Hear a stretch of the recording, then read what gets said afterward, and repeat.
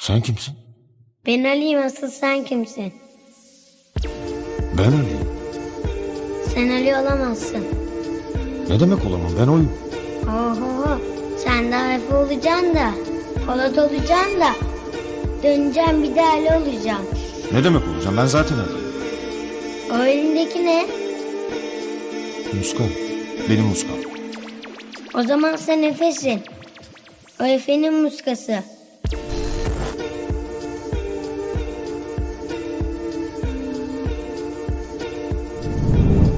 Polat Alemdar, Ali Candan, Efe Karahan. Size hangi isminizle hitap etmemizi istersiniz? Siz kimsiniz? Seni biz seçtik. Devletle yeraltı dünyası her yerde savaşır.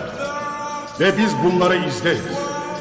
Kimin kazanacağına biz karar veririz. Merhamet edin efendim. Merhamet edin efendim. Merhamet